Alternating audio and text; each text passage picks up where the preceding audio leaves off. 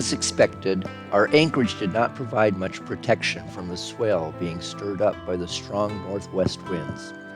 It was a rough night in the V-berth as the bow was lifted high by the waves and then came crashing down over and over again. I expected a challenge getting the anchor up this morning, but was amazed when it came up easily and absolutely clean. There was no sign that it had ever dug into the Chesapeake mud. What had held us all night?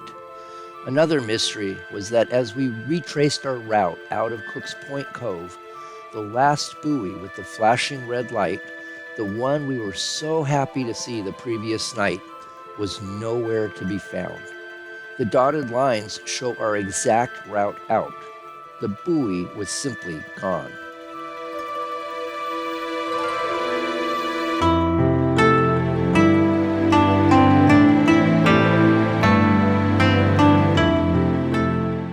Herring Bay is just across there. Herring Bay. Coming up towards Annapolis. Gonna get a marina, Eastport Yacht Center.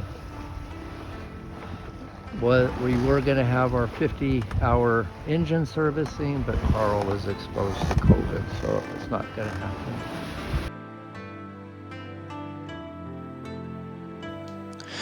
It was about this time that we got knocked down. We were close reaching on a port tack.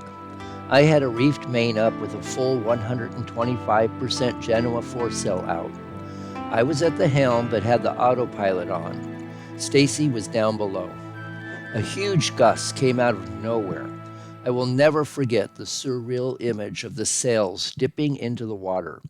Before I could react, Blown Away rounded into the wind and righted herself. I freed the jib sheet, but it was all over by then. Stacy was surprisingly unperturbed by the whole experience.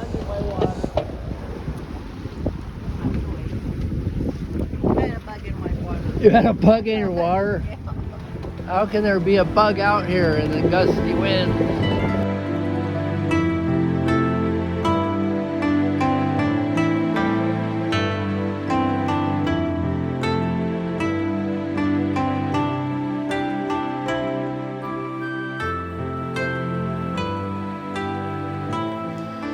We arrived in the Annapolis area at about 4 p.m.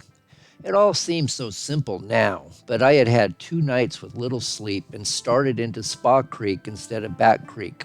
It was after 5 before we found our way to the Eastport Yacht Center, a no-frills working marina. I didn't keep my speed up and the wind blew us off the dock on the first approach, so I had to go around and make a second pass. The dockhand was cordial, but I'm sure he was shaking his head.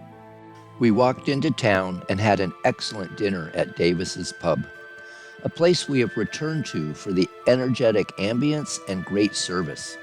After, we returned to Blown Away and slept for 10 hours in blessed silence and stillness.